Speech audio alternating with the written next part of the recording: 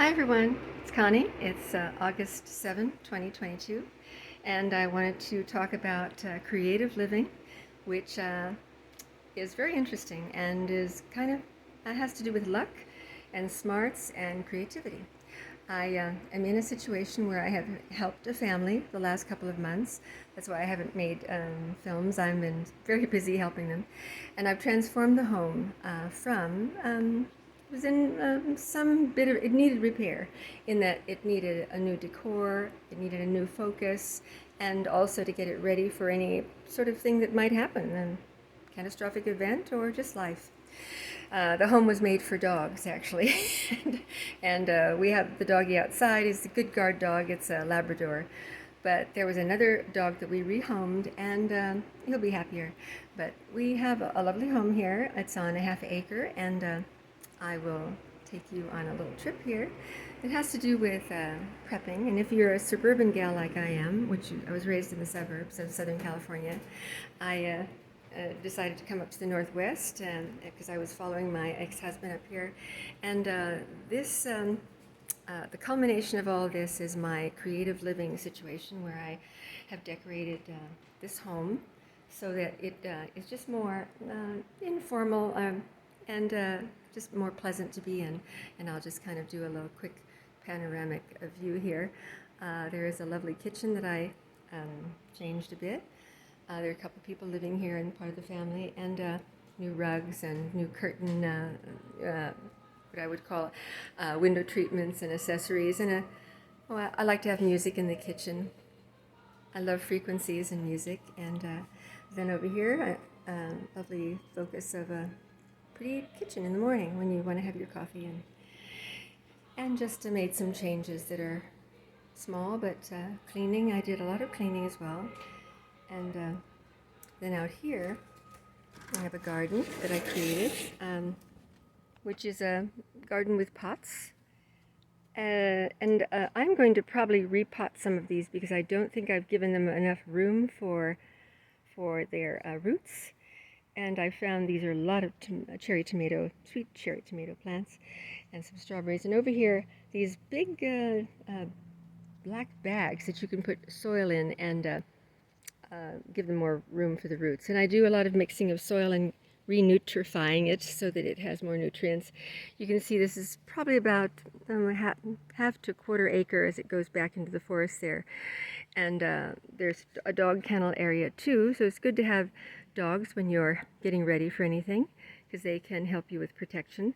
And it's also good to have protection, which you know what that is, and won't go into that.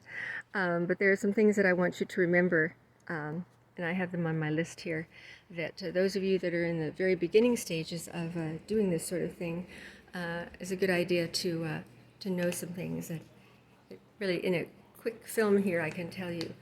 You want to meet your neighbors, of course. They're down the road. We're on a country road, and there's probably about 20 families down the road. It's good to go and meet them, and usually they're friendly, but if they're not, just be polite and move on to the next family. I was shopping in town, and there's a place called Nature Recovery, and it has many herbs and remedies that have no longer been, have been suppressed, especially wild lettuce. I was surprised to find wild lettuce there at Nature Recovery in town. And, St. John's wort and any number of herbs that you would have to forage to find.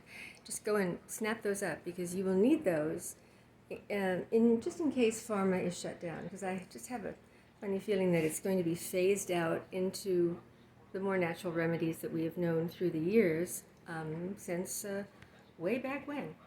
I have my little list here. Get plenty of books, because if you're not entertained with your usual form of entertainment, you'll want to have books to read, and of course instruments. We have a piano here, and that's going to be handy, and one of the family members plays that, and I sing, and we have a fireplace. Plenty of wood was just delivered, and it is a hot 90-degree summer right now, but you're like the ant and the grasshopper. You prepare, right?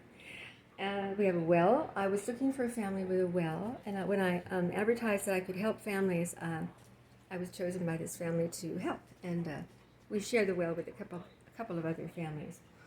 There is a 7,500 watt generator in the garage and enough gasoline for 3 or 4 days. But when you store gasoline, you have to be careful.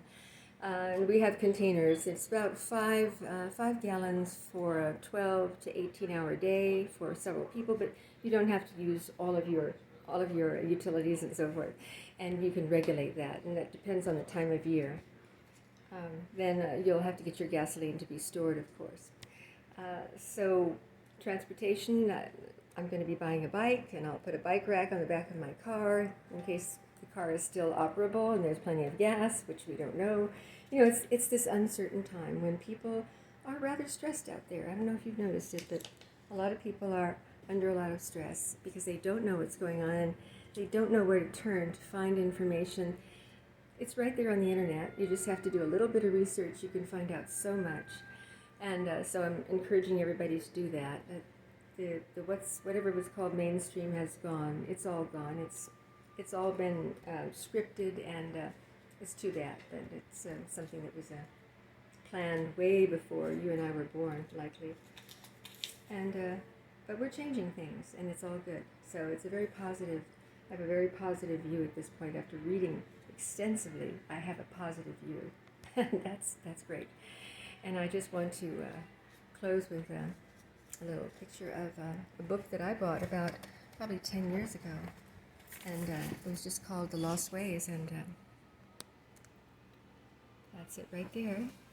It's got a lot of handy information about things that we have to relearn and know again, because you just never know. All good, and have a wonderful week from Connie.